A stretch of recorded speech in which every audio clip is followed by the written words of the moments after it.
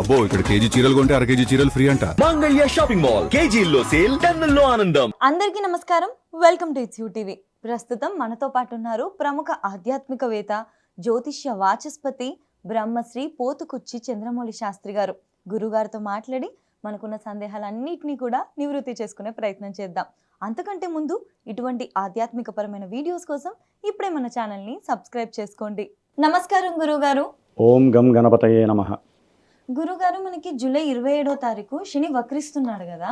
సాధారణంగా శని వల్లనే ప్రతి ఒక్క రాశిపైన ఒక్కొక్క ప్రభావం ఉంటుంది. మరి వక్రిస్తున్నప్పుడు ఎలాంటి ప్రభావం ఉండొచ్చు? అంటే ఫలితాలు కలుగుతాయా, కష్టాలు ఎక్కువ పెరుగుతాయా? ఇవన్నీ కూడా తెలుసుకోవాలని ఉంది గురుగారు. మరి ద్వాదశ రాశుల వారికి కూడా, మేషరాశి నుంచి మొదలు పెడితే మీనరాశి వారికి కూడా వాళ్ళ యొక్క రాశిలో ఎటువంటి ఫలితాలు కలగబోతున్నాయి, ఎటువంటి కష్టాలు రాబోతున్నాయి, ఎటువంటి జాగ్రత్తలు తీసుకోవాలి, ఇవన్నీ కూడా తెలియజేస్తారా? తప్పకుండా అమ్మ. ఇది ప్రతి ఒక్కరూ కూడా తెలుసుకొని జాగ్రత్త పడటానికే ఈ యొక్క విషయ సమాచారం అని భావించాలి. ఎందుకంటే ముఖ్యంగా మేషరాశి, ఈ మేషరాశి వారికి శని భగవంతుడు ఈ జూలై 27వ తేదీ నుండి డిసెంబర్ 11వ తేదీ, దాదాపు 136 నుంచి 138 రోజుల మధ్యలో ఆయన వక్రించి, అసలు వక్రత్వం అంటే ఏంటంటే రుజుమార్గంలో ఆయన ఆల్రెడీ నిదానంగా ప్రయాణం చేస్తూ ఉంటాడు. మేషరాశి వారికి ఆల్రెడీ 1.5 సంవత్సరాలు బట్టి నడుస్తూ నక్షత్రాలు మారుతూ ఇప్పుడు రేవతి నక్షత్రం 3వ పాదంలో ఉన్నాడు ఆయన. వక్రించినప్పుడు ఏమవుతుంది, ఈ శని భగవానుడు 2వ పాదము 1వ పాదము సొంత నక్షత్రం ఉత్తరాభాద్రలోకి వెళ్ళిపోతూ ఉంటాడు. నక్షత్రాలు మారినప్పుడు వక్రించిన శని ఇచ్చే ఫలితాలు ఘోరంగా ఉంటాయి, అఘోరంగానూ ఉంటాయి. మరి ఈ మేషరాశి వారికి ఈయన 10వ స్థానాధిపతి, అంటే కర్మలకి అధిపతి. అది వ్యాపారపరంగాన, వృత్తిపరంగాన, ఉద్యోగపరంగాన, లేకపోతే గుర్తింపు, కీర్తి, ప్రతిష్ట, ఇవన్నీ కూడా ఇచ్చేటటువంటి వాడు మేషరాశి వారికి శని భగవంతుడు. మరి ఈ శని భగవంతుడు దాదాపుగా ఈయన 12వ స్థానంలో ఉన్నాడు అంటే డిప్రెషన్స్ ఎక్కువగా అనుభవించిన వాళ్ళల్లో మేషరాశి వారు ఎక్కువ. అనుకున్న పనులు ఏవి సజావుగా ముందుకు వెళ్లకుండా నానా బీభత్సకరమైనటువంటి పరిస్థితులు అనుభవించిన వాళ్ళు మేషరాశి వారు. అంటే అమ్మ, ఇక్కడ ఏంటంటే జాతకరీత్యా కూడా వారి యొక్క ఎఫెక్ట్స్ ఎక్కువగా ఉంటేనే ఈ శని బాధిస్తాడు. అంటే జాతకంలో మనకి లగ్నాతు దశలు అంతర్దశలు జరుగుతాయి. ఆ దశలు అంతర్దశలు రాజయోగాన్ని ఇస్తున్నాయి అనుకోండి. సంపాదించేవాడికి పెట్టుబడులు పెడుతూనే ఉంటాడు, సాధిస్తూనే ఉంటాడు. ఉన్నత ఉద్యోగాల రీత్యా విదేశాలకు వెళ్ళిన వాళ్ళు ఉంటారు మేషరాశిలో. అట్లాగే అనుకున్న కార్యాలు లేదా ఎవరికైనా సరే సహాయం చేసి వారి ద్వారా మంచి గవర్నమెంట్ కీర్తి పురస్కారాలు కూడా పొందిన వాళ్ళు ఉంటారు.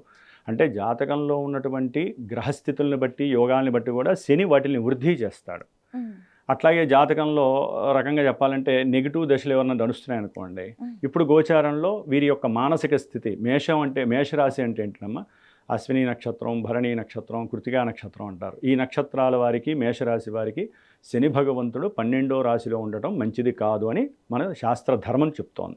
ఏ రకంగా ఇందాక చెప్పినట్టుగా గుర్తింపు లభించకపోవటం, లేకపోతే వృత్తిలో విశేషమైనటువంటి దోషాలు కనపడటము, ఎంత కష్టపడి పనిచేసినా కూడా గుర్తింపు రాక వీరి మీద లేనిపోని అపనిందలు, దానివల్ల వారు మానసికంగా కుసించుకుపోవటం.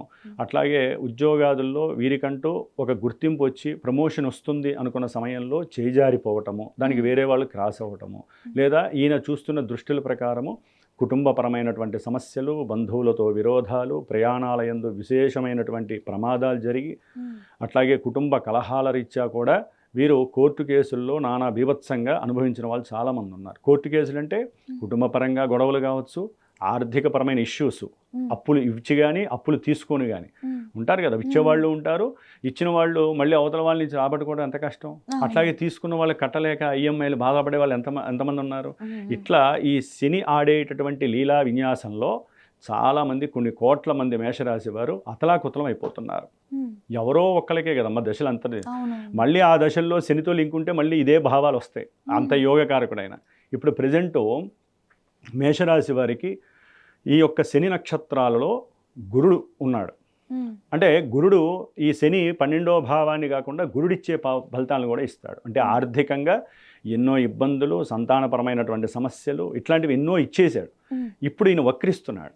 వక్రించడం అంటే ఏంటి, స్లో కాస్త ఇంకొంచెం ఆయన వెనక్కి వెళ్తూ ఉంటాడు. కాబట్టి మన పనులన్నీ ముందుకు చేసుకోవడానికి ఇది సరైన అవకాశము. మేషరాశి వారికి ఏదైతే అనుకుంటున్నారో అవన్నీ విశ్వసనీయంగా భవిష్యత్తులో ఈ 137 రోజుల్లో కూడా అలా జరిగిపోతూ ఉంటాయి. ఫాస్ట్గా జరుగుతాయని నేను అన్న కానీ వీరు గనక శ్రమించి అయ్యో నేను ఇంత కష్టపడ్డానే నాకంటూ గుర్తింపు రాలేదు అనుకున్న వాళ్ళందరికీ కూడా గుర్తింపులు వచ్చే అవకాశం ఉంటుంది. అట్లాగే భవిష్యత్తులో వారికి ఈ 4.5 నెలల్లో విశేషమైనటువంటి సుఖ సౌఖ్యాదులు అది ఏ రకంగానైనా కానీ రావాల్సిన డబ్బుల పరంగా కానీ గృహయోగాలు కానీ లేకపోతే వాహన యోగాలు కానీ ఇవన్నీ ఎక్కడ వస్తాయి చెప్పనమ్మా, దశలో అంతర్దశలో ఫ్లక్చువేట్ అయిపోతూ ఉంటాయి కదా, అప్పుడు ఈయన ఇచ్చేస్తూ ఉంటాడు. శని ఎప్పుడు ఒకటి గుర్తుపెట్టుకోవాలమ్మా, ఆయన డైరెక్ట్గా ఏది ఇవ్వడు, ఆయన కర్మల్ని మాత్రమే ఫలితంగా మనకి ఇస్తాడు. ఏ విధంగా జాతకంలో మనకి జరుగుతున్నటువంటి పొజిషన్స్ ఏ విధంగా ఉన్నాయో చదువుకునే వాళ్ళకి చదువురిచ్చే ఇబ్బందులు, ఉద్యోగపరంగా అయితే ఉద్యోగాల్లో ఆలస్యాలు, అసలు ఉద్యోగాలు లేకపోవడం, విదేశాలకి వెళ్ళాలి చదువుకోవాలి లేదా వ్యాపారం చేయాలనుకున్న వాళ్ళకి వాటి పరంగా నిర్లిప్తత చేయటం, వివాహాలు కావాలి అనుకున్న వాళ్ళకి వివాహాలు ఇవ్వకపోవటం, అవన్నీ కూడా ఇప్పుడు ఇచ్చే పరిస్థితి ఆయన చేతుల్లో ఉంది. కాబట్టి మేషరాశి వారు ఎవరైనా సరే విశ్వసనీయంగా గట్టిగా గనక కృషి చేస్తే అనుకున్న పనులు తెలివితేటలతో ముందుకు వెళ్ళాలమ్మా. అక్టోబర్ 9 వరకు శని బుధ నక్షత్రంలో ఉండి ఎవరైతే కుటుంబంలో దూరమయ్యారో వారందరూ దగ్గరయ్యే అవకాశం లభిస్తుంది. అనుకున్న పనులు అంటే ఉద్యోగరీత్యా ఏదైనా ఇంటర్వ్యూలు వెళ్తూ నిరాశ నిస్పృహలతో ఉన్నారో వారందరికీ కూడా చక్కటి విజయ లాభాన్ని ఆయన ఇస్తున్నాడు. అంటే చక్కటి సమాధానాలు ఇవ్వగలిగే స్టామినా ఇప్పుడు శని భగవంతుడు మేషరాశి వారికి ఇస్తాడు. అట్లాగే ఎవరైనా గృహపరమైనటువంటివి లేకపోతే వాహనపరమైన భూపరమైనటువంటి లావాదేవీల్లో కోర్టుల పరంగా ఇబ్బందులు పడుతున్నారు చూసారా, వారందరికీ కూడా చక్కటి విజయలాభం ద్వారా వారికి కావాల్సిన భూములో లేకపోతే ఇల్లు కానీ లేకపోతే వాటి పరమైనటువంటి డబ్బు కానీ వీరికి షేర్స్ లభించే అవకాశం ఉంటుంది.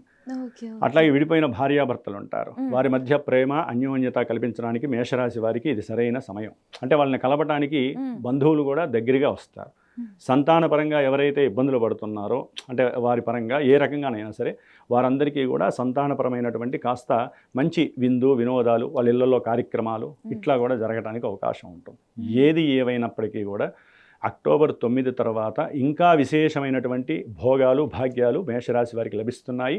సొంత నక్షత్రంలోకి వచ్చినప్పుడు ఆయన ఏదైతే వీరికి ఇవ్వకుండా పక్కన పెట్టుకున్నాడో అవన్నీ రివీల్ చేసేస్తాడు.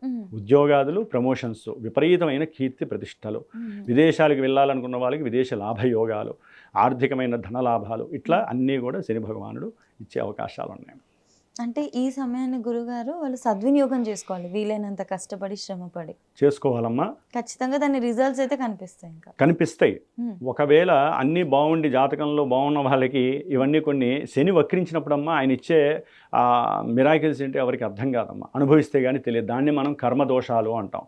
అందుకనే ఎవరు కూడా ఆనందపడద్దు, ఎవరు కూడా నిరుత్సాహపడద్దు. ఎవరు పడేటటువంటి కష్టాన్ని వాళ్ళు పడాలి.